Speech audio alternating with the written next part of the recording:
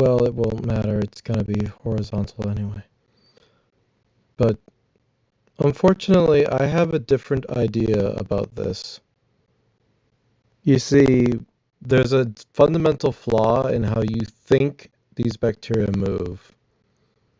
But let's see what it is first. Last month, I shared a puzzle about bacteria replicating on a grid.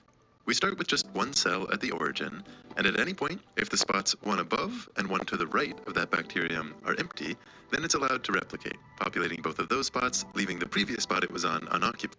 Fully understand. The puzzle is to find the minimum number of moves required to clear all 16 lattice points inside this box here. A natural place you might start is with a smaller box. For example, at the smallest case, clearing that one first lattice point obviously just takes one move. If you move up to a 2x2 box with 4 lattice points, after a bit of playing around, you'll find that it takes 8 moves to clear that box.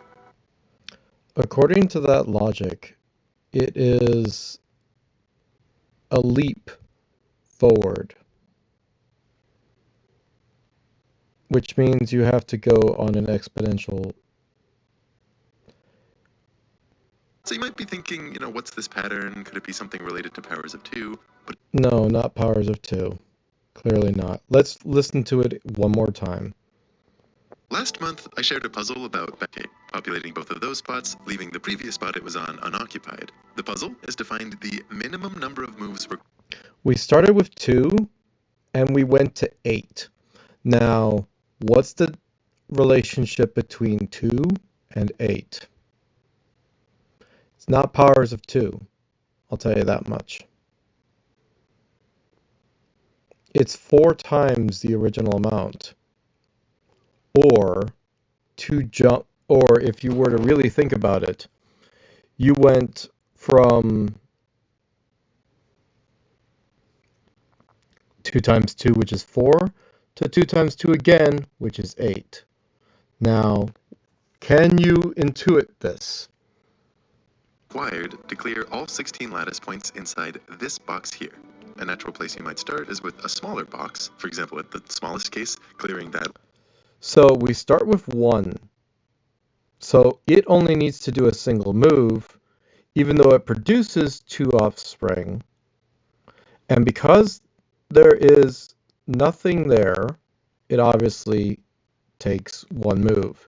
If there's something above it, it will take that to move, and then it will move out of the way, which will take 2 moves. So when you have 2, then it takes 2 moves for that 1 square. You can easily imagine this to be the same if there's 1 to the side, and actually it takes no more moves if it's diagonal. One first lattice point obviously just takes 1 move. If you move. So if you imagine a piece that was here, that piece also moved here and there. So the ripple will repeat.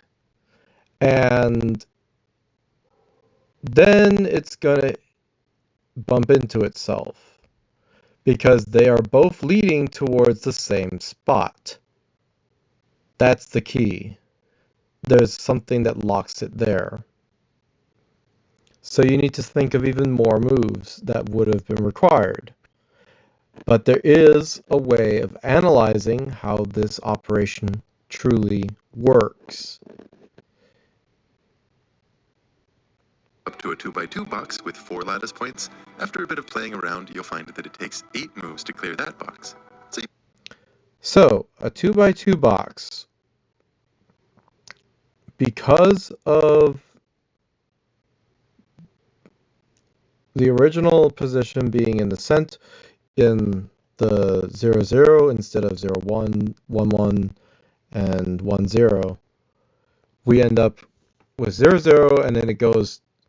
You might be thinking, what's this pattern? Could it be something? 8 moves. Now, first of all, I'm going to have to critique you and give you a minus mark for not properly doing the simulation.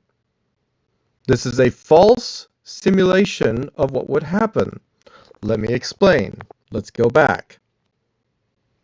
place you might start is with a smaller box. For example, at the smallest case, clearing that one first lattice point obviously just takes one move.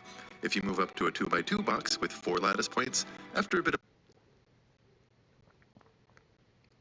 You have to understand there is a favoritism of who is able to move forward. One of them was, and another one wasn't, because the other one took that spot. Now, of course, you have to use some kind of favoritism in order to do that. But then again, look at what happens next. playing around, you'll find that it takes 8 moves. This one moves, but you realize it's not an individual move.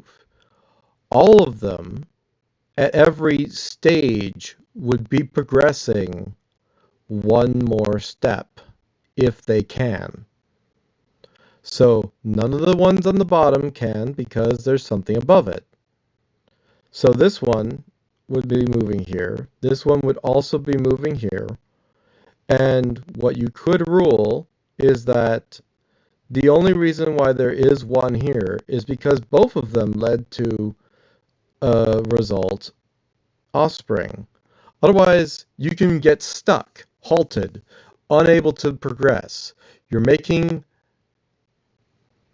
special examples that don't follow the strictest rules of the code. If the program were to be not manually done, it wouldn't operate this way. Or not manually done, in other words, automatically done, and then require this rule of if you are to both enter the same area, one of you gets to do it, the other does not. And there is, again, favoritism that way. This has to be discussed. This can't be just overlooked. It can't be just simplified. It is a fundamental component of how it works. To clear that box. So you might think that this one would be the only one that would move. In a true simulation, each time all of them can make a step forward, this one just took one step. Technically, you could say that they wouldn't all move simultaneously. You have to sort of progress it in an orderly fashion. So you progress with maybe the earliest ones being the ones that move last, and move from here to there, and so on. Everyone from the highest continuing to ripple down to the lowest. With these rules in play, and probably already established in the previous clip, but I don't know that clip, it makes total sense that something would happen. Otherwise, if you were to play it every second or every tick, you were to progress. This one would go here, then they would go either here and there, and they would ripple out in a wave that would continue in that manner regularly, eventually leaving it behind in less moves than what you think. It all depends on how you function the program and how it operates. But the rules, as stated, are not what is operating in this diagram. So maybe I don't understand your rules precisely, but it's not what you said, at least in this video, and that's what matters to me. That being said, Thinking, what's this pattern? Could it be something related to powers of 2? But as soon as you jump up to a 3x3 box with 9 lattice points, it becomes clear this is going to take an astronomical number of moves to clear it out. So, if you think of you started with one move, then 2 moves, and then 8 moves, is there a relation to that? My understanding is that there would be a relation to that. Again, it has to do with the way the function is processed. And it depends on everything about order of events, how the progress happens. If it was everything functions at every beat, then it'd be different. Then it would be every step instead of every move. And again, if you still think of it as a slowly rippling, it moves and then that moves and then that moves, and we check from top to bottom, left, right to left, which ones are capable of moving, we still would end up with it rippling out eventually. But naturally, you would think that there has to be some limit to how far it can go up and how far it can go out before halting the majority of the stuff that's in behind. Just to make space for the cell at 2, 0 to replicate once, we need all these other cells to replicate first. In fact, it starts to seem unlikely that it's even possible to clear this box of 9 lattice. The thing is, you need to allow for all of the spaces to then progress. And again, if you actually do the operation of millions or trillions of these operations with a one to another going from the top and working your way back and then back and then back and then back, because clearly the ones that would be able to move are the ones that would progress first or something like that. It's possible that you could have it done in far less moves than you think, and far more moves than I would imagine, but not an infinite amount of moves. But there's another intuition that they're going to end up with that kind of, I feel, muddles it up and makes it seem impossible. This is, of course, points, let alone one with 16 lattice points. Often in problem solving, if you're trying to reason about a situation that can unfold in some huge or infinite number of ways, it's often...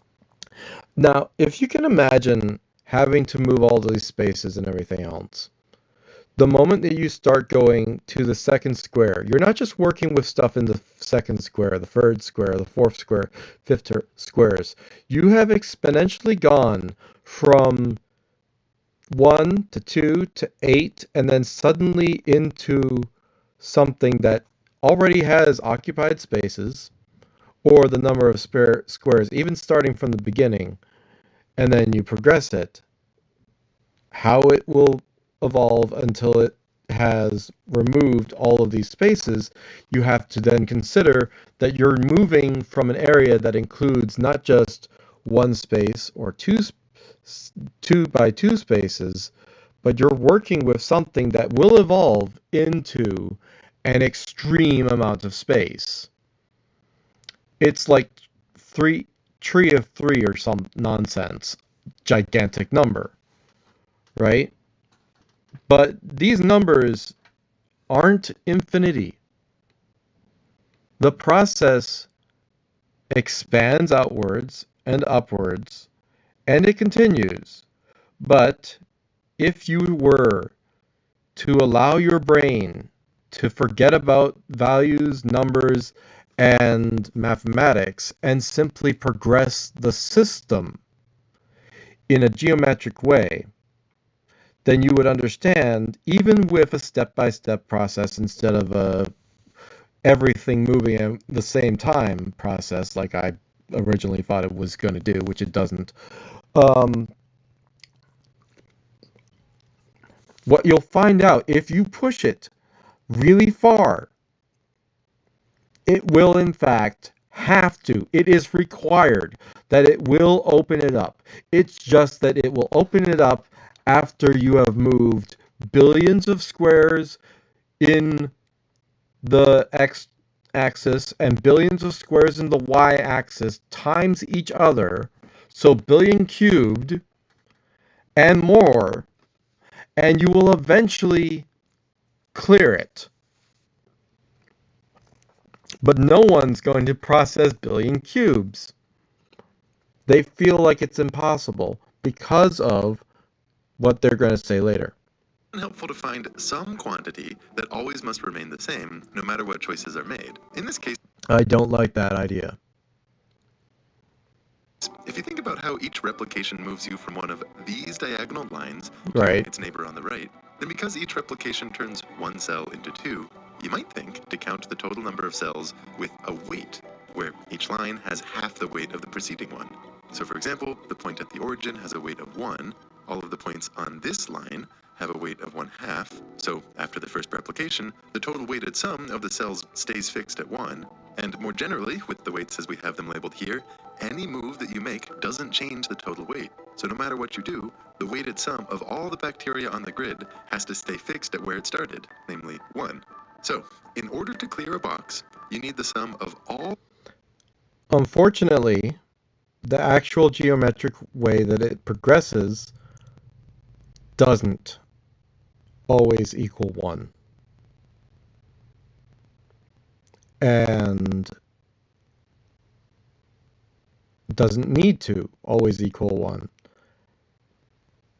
But if you're going to think of it in that way, you can go into an extreme number, and this is the problem with infinities, this is the problem with smaller fractions, that people get stuck in the idea that if you can't think of how it could possibly approximate 1 after all of the different things have progressed, because everything literally outside of that combined doesn't equal 1, that's a kind of proof that ignores reality. You would have to push it to another multiple orders of magnitude before you will exit this box. But you'll get there. That's the problem. It's not that it's impossible. It's that the amount of particles in the universe doesn't equal how much it takes to empty this square. Of the weights outside of that box to be at least 1. Without this, even given infinite time, the bacteria could never possibly escape. So a natural next step is to add together all of the weights on this infinite grid. Now you might know Also, all the weights on the infinite grid equal 2.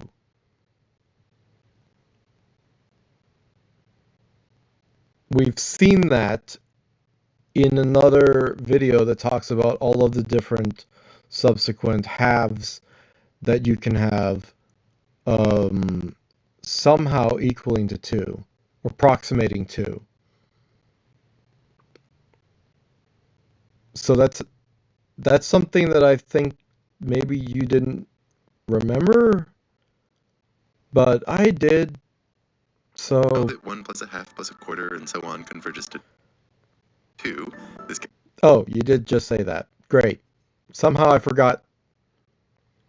But again, gives us the sum of the first row of lattice points. Repeating this for each of the rows above and adding up the results, you get a very similar sum that converges to 4, meaning the total weight on the entire grid is only 4. But the sum of the weights inside that box with 16 lattice points adds up to be a little above 3.5. So the sum of the weights outside that box is notably less than 1, meaning there is simply no way to cram all of the descendants of that first bacterium outside of that box. that's a limited mind frame. There, if you genuinely go into big numbers and just keep progressing it until it goes, just because the weights of everything else are considered less, it only means that you can then expand again, and extrapolate, and then you would eventually get it done. That's the problem. You absolutely would get it done. Because there's no way you wouldn't. Because eventually, all of the stuff along the row on the bottom would finally have the ability to move, and all of the stuff above would finally ripple down and get to here, where everything is now outside of that box. It takes an exponential or a beyond exponential. It takes a levels, a tree, or whatever. We've experienced gigantic numbers before. It doesn't matter.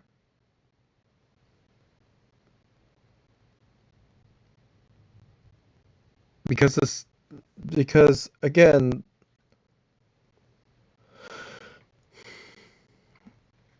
and this is interesting because yeah, it's possible about the numbers leading down to 1, leading down to less than 5 or 1/2 or less than 1, however you said it. That just means an infinitesimal. It doesn't mean a 0.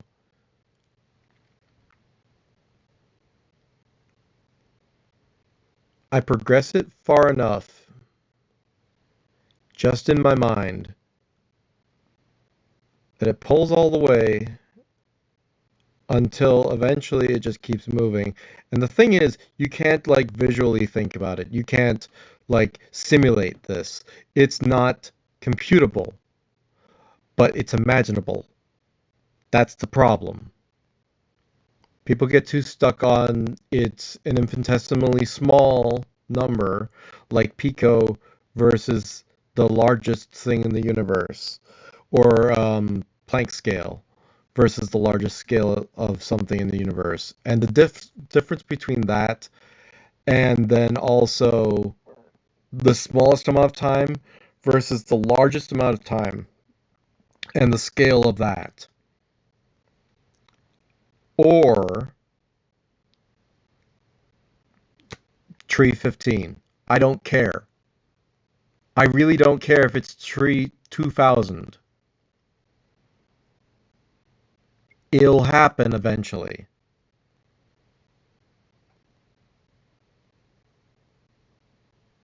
And but like, you can't not see that, right? Saying impossible is a cop-out. It can't be that. And it's not just that I'm thinking that and hoping and praying and optimism. I just know. I absolutely 100% know that the progression can't just never leave it ever. It just doesn't matter to me how vast the number is.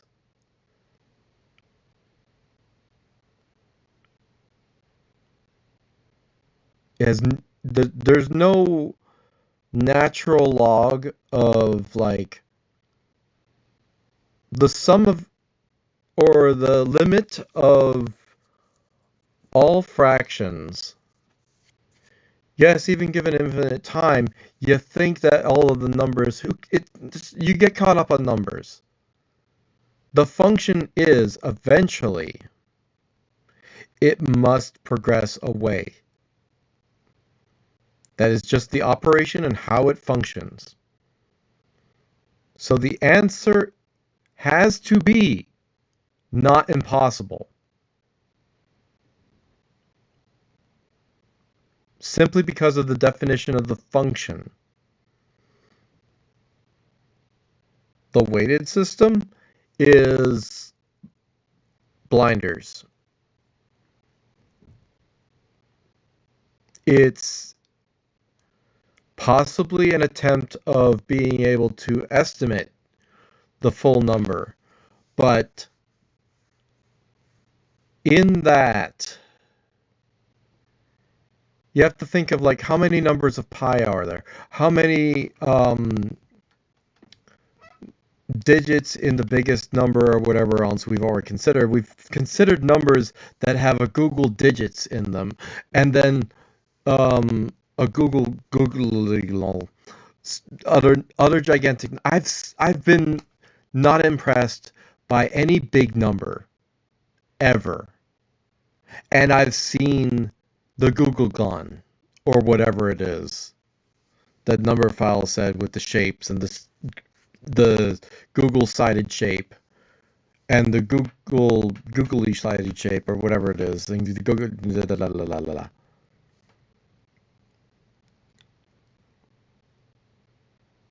It genuinely feels just irrelevant about the amount of time. So let's say that we look at timescale. A quadrillionth of a second is how fast electrons move. So that compared to a billion equals, forgive me,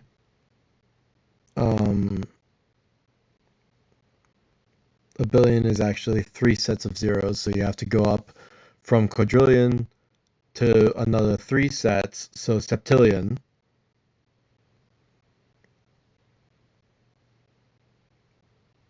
But then also translate that into the number of something else.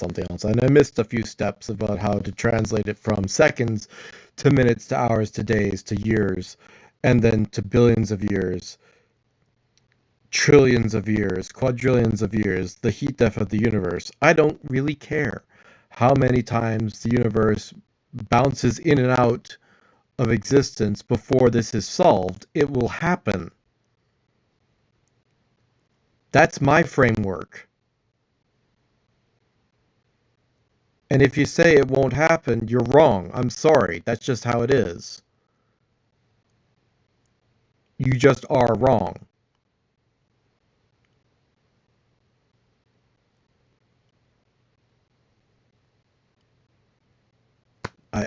I can't add more. So the puzzle is a little bit cruel. The answer is that it's impossible, and this is... Yeah, I'm sorry, no. But the other answer is that it doesn't matter that this puzzle is impossible.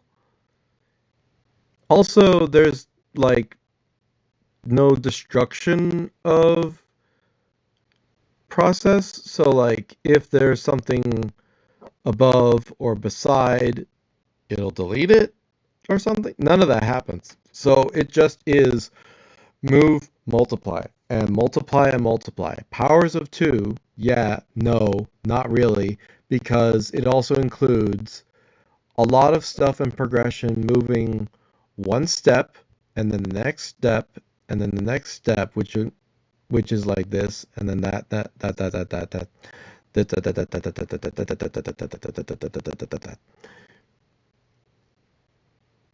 For all we know, it could take 1 trillion steps and people just didn't do it long enough.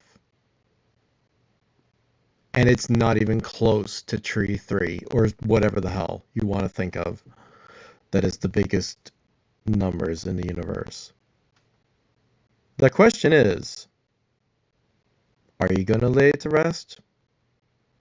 I don't think people are actually going to lay this to rest. A lot of people would, because they're not imaginative, but I'm there. I've been all over the place. I don't care. I'm even so much that I have been a Time Lord for real. And I know that sounds crazy, but it's in the general sense of anytime that I've had a problem in Minecraft or whatever else, I have to do a backup, and I will pull back, and I will do that approximately once a playthrough if I do that once a day. So every so often I will have moments where I will have gone through my entire playthrough, and then if something happens that's just totally wrong, I have to do a backup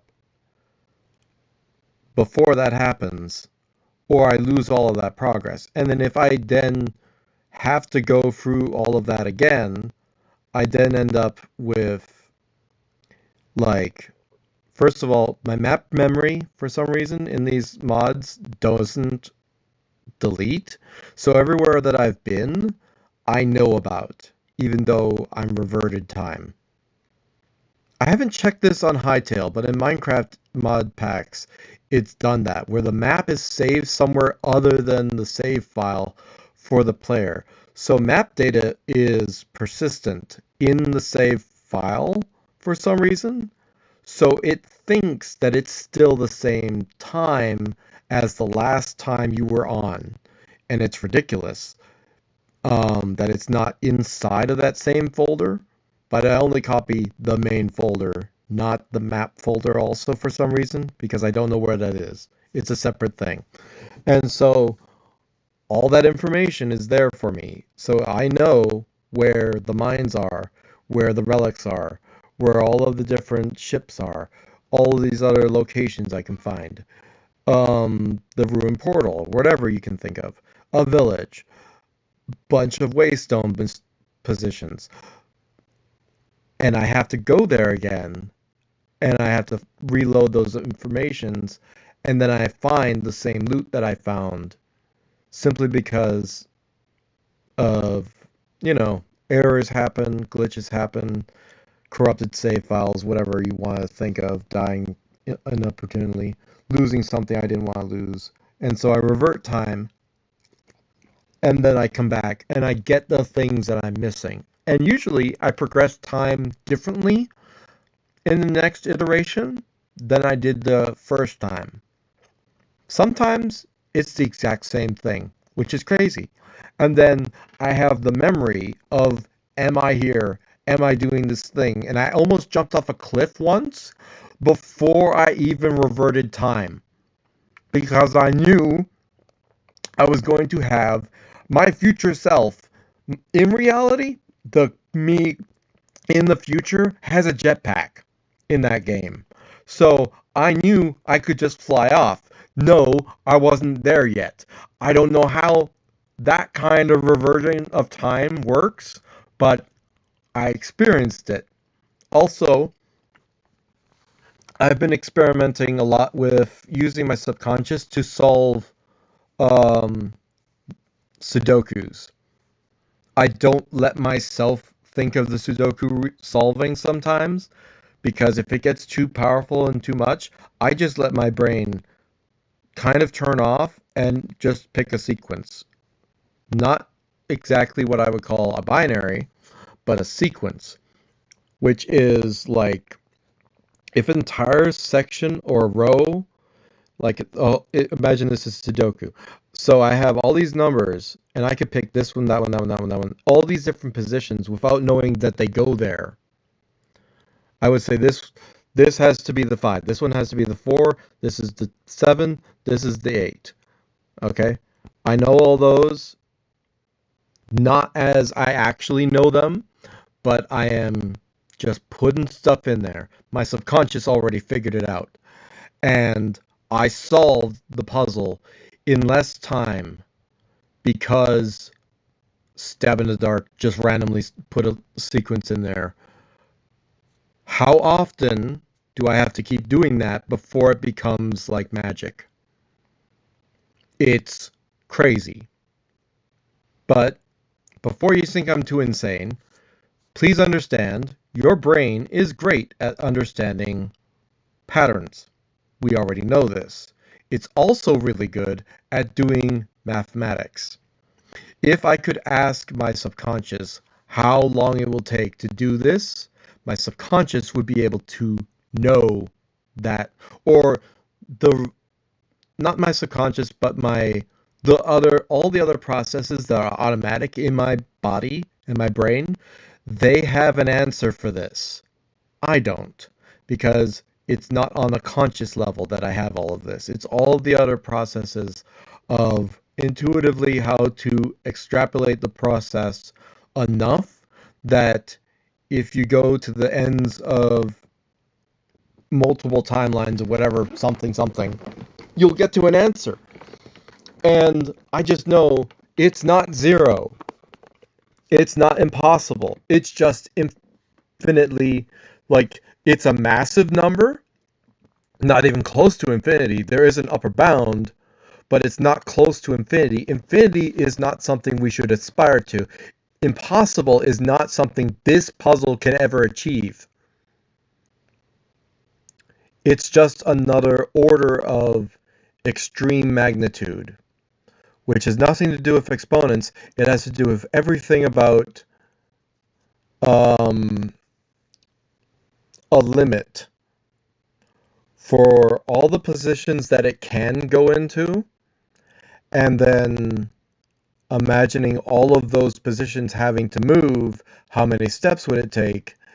And the problem is, as it progresses upward, in order for the next step to progress upward, all of those steps have to progress upward, and also all the other steps on the outside perimeters need to progress to the side. So everything up here needs to move before everything here can move. And it's a step process, and it's a thing that will eventually clear the box. Now, if this was government needs to know this, make sure you know the actual answer to this,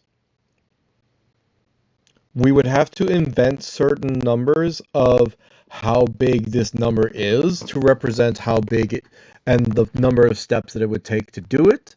But saying impossible is lazy, is wrong. I'm sorry. I wish that I wouldn't just ramble about this. Proof. In fact, there's no way for the bacteria to even escape this smaller 3x3 box of 9 lattice points, since That's also false. their weights add up to 3.0625. And you could even make the argument that this shape with 8 lattice points could only be cleared just barely if you had infinite time, since the sum. Yeah, no. Now imagine everything,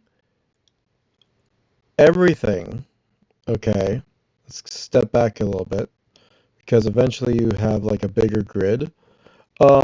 Imagine everything on this bottom 2 rows is able to progress. It's the first thing you step forward, and then eventually everything is just progressed. It depends on how you progress the function. And again, even if it's a ripple effect where it's a scanning that goes from the top, leads to the bottom, goes to the next, leads to the bottom, and so on, or as available spots, that is what ends up moving. It can grow, it can progress. It all depends on the logic that is used in it. But also, again,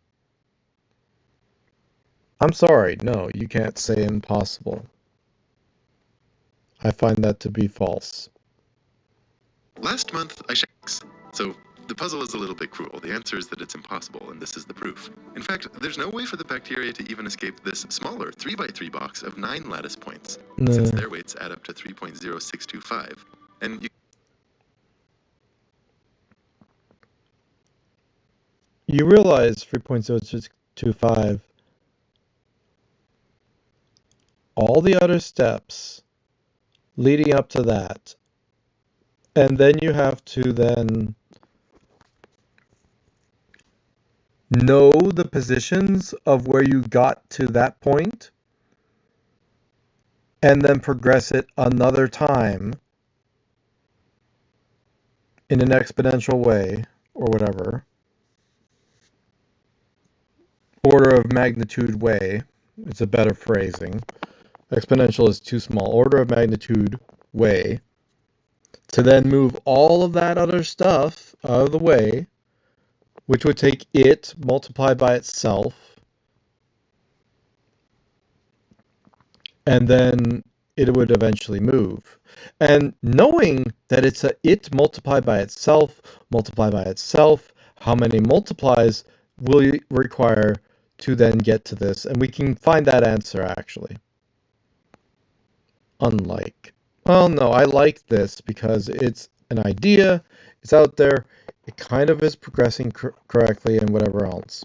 But you could even make the argument that this shape with 8 lattice points could only be cleared just barely if you had infinite time, since the sum of its weight. Okay, so we have 1, 2. This is not 1/4.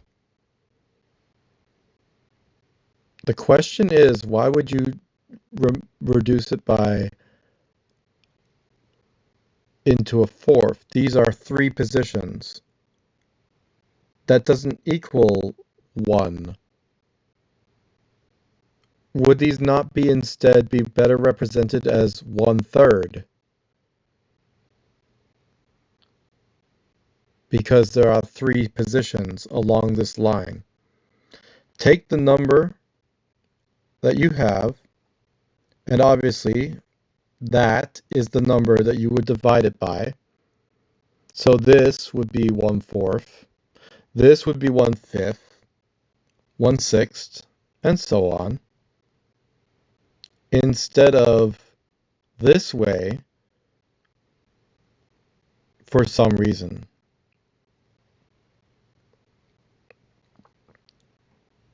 Now, why would I consider it being like that? It's because the amount of spaces along this line is 3, this is 4, this is 5, and it progresses that way. For every vertical, you would have the diagonal equal that number of spaces is how far it will go along that diagonal. So this is 1, 2, 3. So I would say reweight the system and then find out. That intuition could be the thing that progresses it. Because again, you might think that weighting it by 1/4 would be correct. Well, again, the problem comes up with how it's able to move. They're both not able to move into this position. Only the one was able to move into that position, right? We saw that earlier.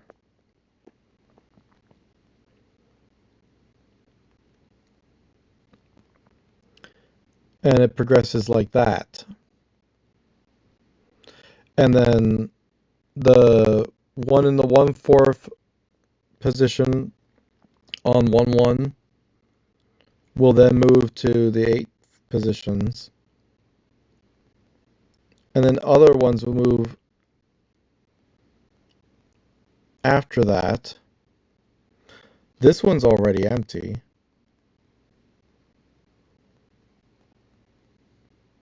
So no matter what you do, the weighted sum of all the bacteria on the grid has to stay fixed at where it started, namely 1.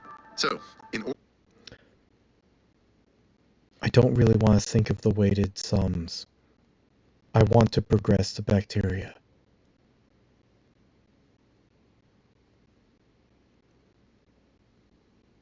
Here's the question. In order to clear a box, you need the sum of all of the weights outside of that box to be at least 1.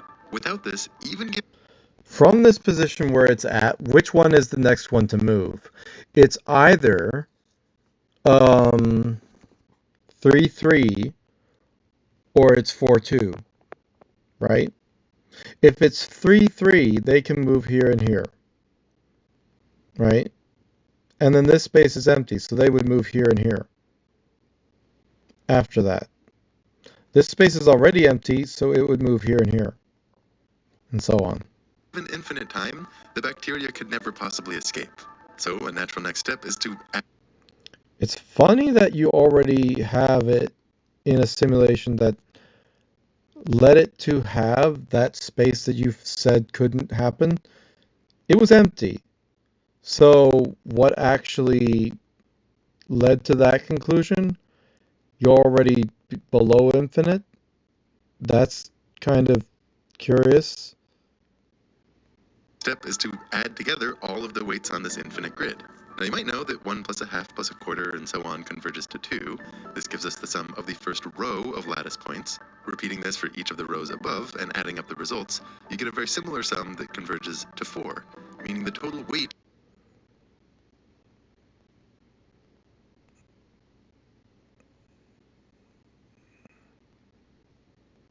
I mean, it's the total sum equaling 2, and the total sum equaling 4, but it doesn't equal 2, and it doesn't equal 4. It approximates 2, and then it approximates 2 that very closely, almost 2, is then instead 3.9 something. It doesn't make it 4. And in fact, it so much does not make it 4 that it ends up being 3.998 something. Doesn't even get close to equaling 4. Until you end, and at that point, when you have that so many decimal places, you have to think how far into the future until you adding so many more fraction components that you would end up needing. And this is where my brain goes beyond exponential.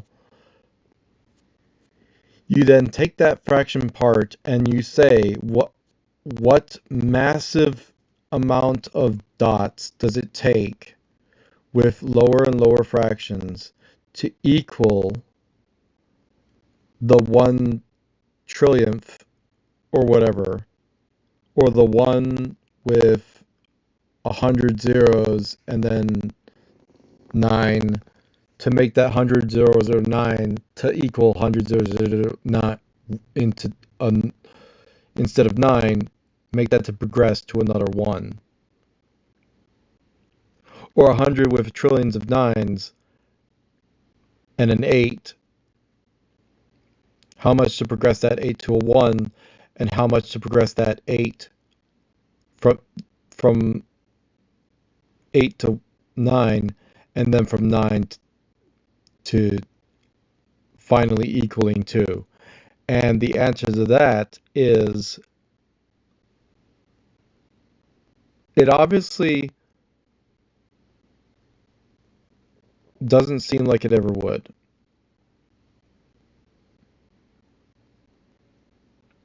It definitely doesn't seem like it ever would.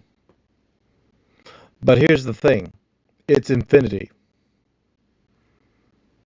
You're in dangerous territory anytime you talk about infinity and divided by 0. So here's the thing. Keep on adding. What you end up with is a number that keeps on going up. And in fact, if given the correct amount of function, you not only have an infinite sum and it approximates 2 with an ever tiny amount that you're adding to it, so that as you keep on going further and further away, you're adding a smaller and smaller amount every time. It gets so small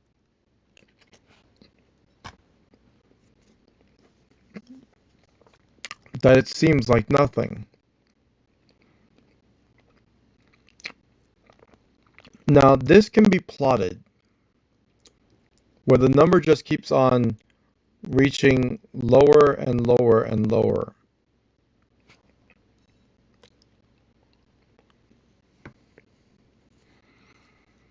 But keep going.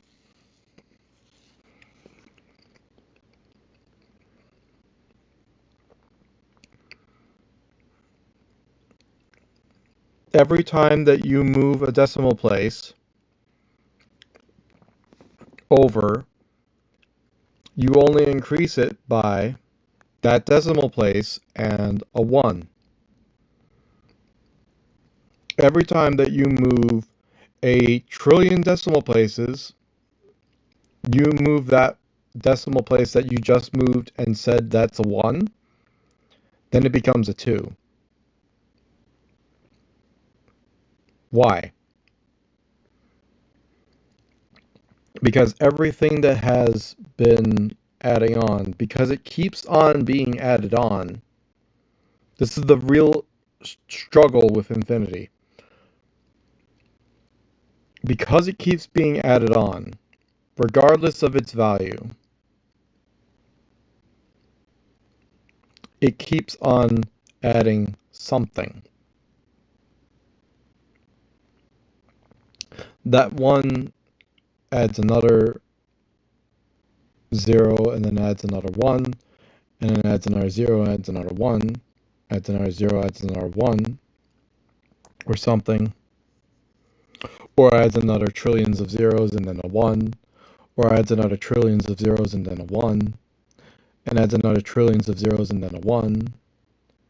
And that sequence feels like it then clearly never can make that any one of those 1s into a 2. Keeps on getting smaller, keeps on adding more, but it keeps on adding smaller bits.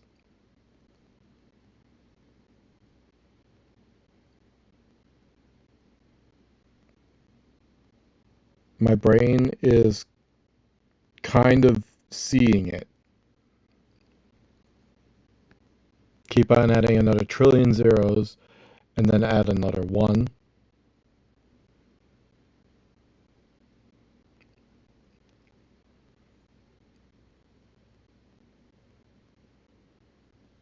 That number just keeps on getting smaller and smaller.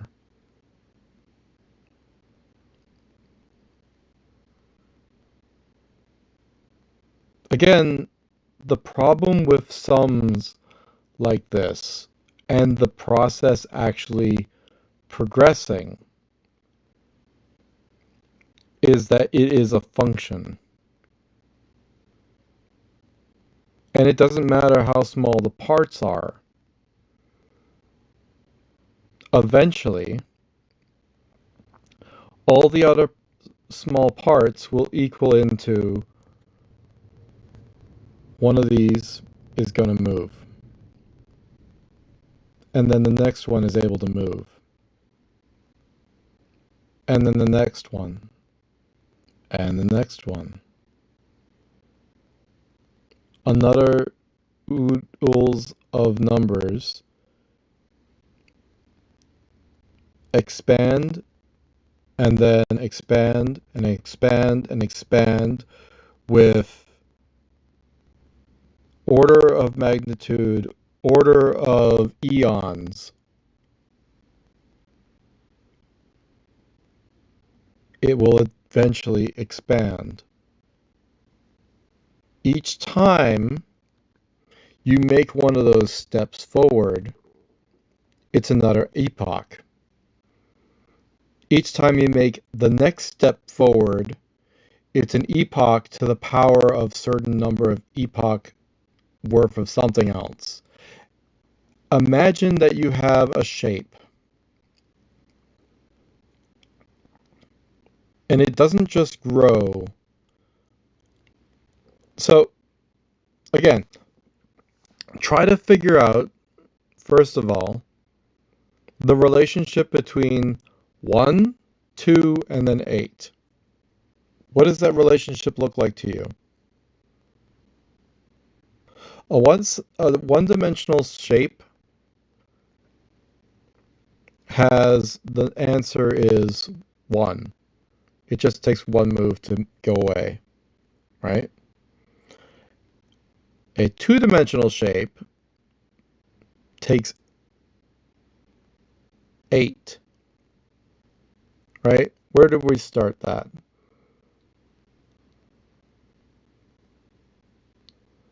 This. Hold on. You'll find that it takes 8 moves to clear that box. So you might... So the 2x2 box, once you got into a two-dimensional shape, it took 8. Now what is 8 relation to?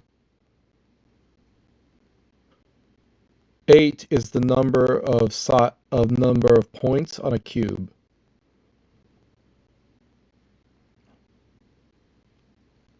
Two by two box with 4 lattice points. After a bit of playing around, you'll find that it takes 8 moves to clear that box here. A natural place you might start is with a smaller box. For example, at the smallest case, clearing that one first lattice point obviously just takes 1 move. If you move up to a 2x2 box with 4 lattice points, after a bit of playing around, you'll find that it takes 8 moves to clear that box. moving from 1 move to 8 is an order of magnitude that jumps exponential levels. If the one takes from 1 to 8, and then you think about how far that goes, and then you think about the relationship of that,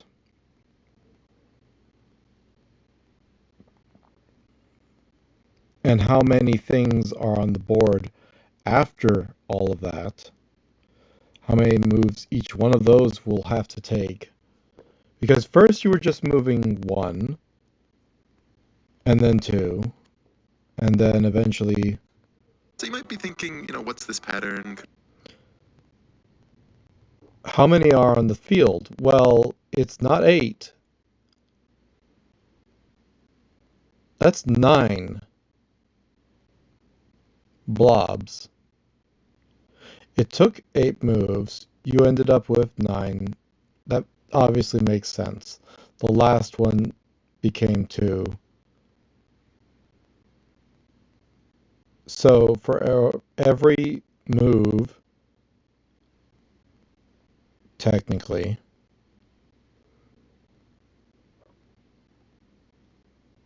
you will end up with that many moves and then plus 1 amount of blobs, bacteria, whatever.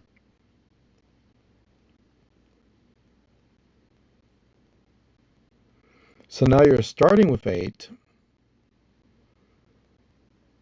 No, you're starting with 9.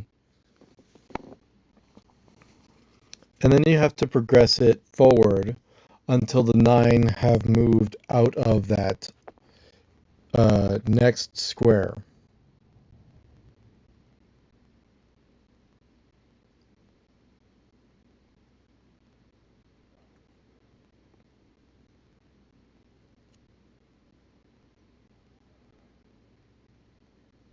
I want to see the full version of this. Like a proper, like, illustrated, iterated, like, simulated. The process continues until whatever else. So it would seem, where it's like 1,000 by 1,000 wide, and it just fills the whole box. It doesn't actually allow anything else to move yet. Would it? I don't know.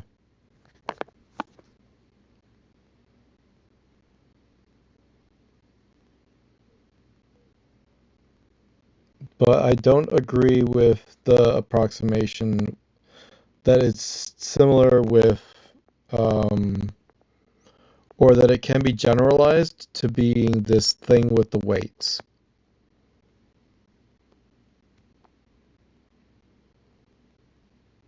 And also, I'm still disturbed about the idea of it's every odd number, or I should say it's every even number. So, and it's every even number, and you then like look at what we have to work with here. We have 256, 128, 512, every multiple of 2 as you go along. Smaller amounts.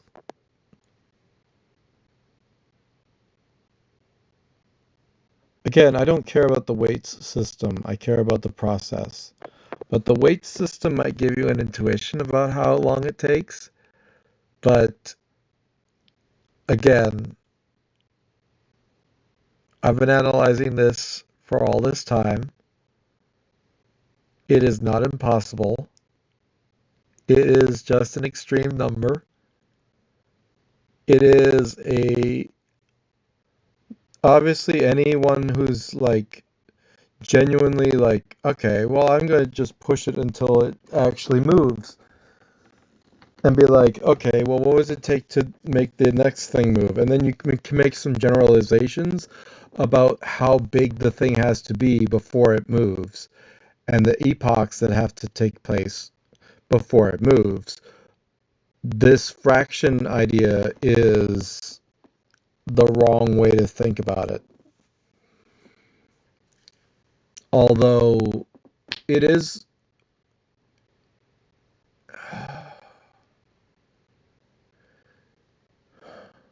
No, it's not helpful. It's actually a complete lie. This fraction thing is not how these progress. That's not the same thing at all. You did 8 moves, you end up with 9 blobs. You did a certain amount of moves again, and then you end up with a certain amount of blobs, probably +1. But nope, I'm not allowing this. I guarantee anyone who wants to exhaustively put their time towards this and then think about what it would take to expand a border of this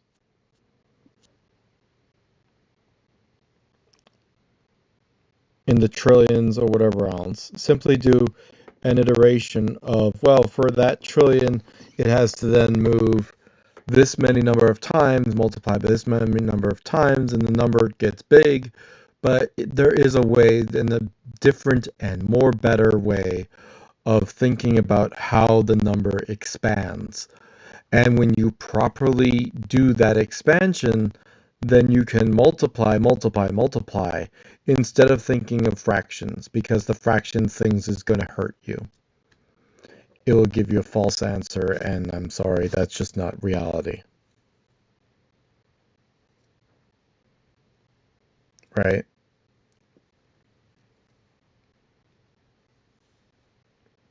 Instead, you have to think of Google gone and number of whatever, something, something, something. Where's Google? I have to go to that video. Okay, let's look at large numbers.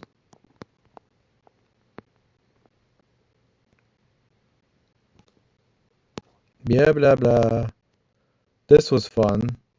Big numbers. The mega number, right? We went into these things, and people are like, oh, it's big, it's big, it's big, it's big. Mega number. This was extremely fun. Stop.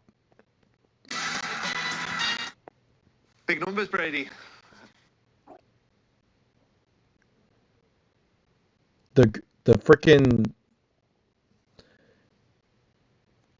Okay, which is the frickin' Moser. Let's go to Moser. You think you got big. Let's go to Moser on this challenge. I'm not joking. Megagon 4. It's called a Super Moser, covering the world of math. super amount of times Moser. Wow, this is big, right? I hope you can agree that's big. Yes. Yeah. The number of Look at the frickin' look at the illustration of the concept of the idea of the shape of the shape of the shape of the shape of the shape shape all of this, and it is this with is iteration of that with that many number of shapes inside of that shape, and so on and so forth. It expands and expands and expands at the rate that you're working this puzzle on. Isn't that fun? Isn't that fun? So you can see, oh, this a circle. It's a 2 square, square, square, and it expands like that, and holy crap, Musupermosa. Okay, so it's huge. So the number of sides of the polygon now is a Moser. Right. Yeah, whatever. I can't explain it. Go watch the video yourself. You'll get there. But now we need to turn on the boosters, really, because this is obviously number file. So Yeah, and I'm like, What was my comment? Oh god.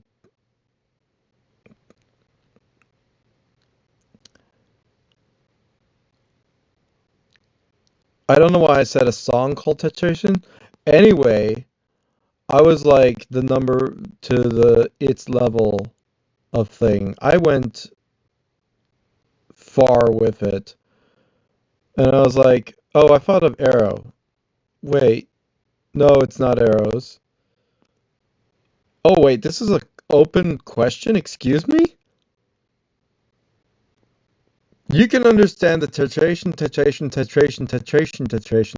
and then when you get to the next level, each time that you are wanting to make one of your own moves in this puzzle that you're doing, wherever the hell you are, Last month, I shared in this, you're doing titration on titration, the next level on top of the next level, the level above that on top of the next level above that. The thing that he did, or the thing that is expressed in this mega number video, is how you are expressing this puzzle, this problem. So if you go into the Moza number or whatever, blah blah blah, all this super Moza, the Moza super thing, it gets crazy, it does whatever thing, hyper Moza. Okay, so that's a hyper Moser. So it's literally super, and Moser times Moser. Okay. I can't explain to you without like fully, like it's just big. It just is big. So saying infinite doesn't mean anything to me when I've seen numbers that are so insane that they go off the scale and go crazy, crazy, crazy, and whatever else. Megagon is just 10 square, which is like repeat the function square number of times the triangles to something, something, something. And I'm like, okay, look at how big that number expands with just 3 triangle, whatever that even means, which is square, but then we did circle, and then we did the number of sides, and then so on and so forth. It's an expansion and expansion and expansion, a way of thinking of numbers that are just bigger.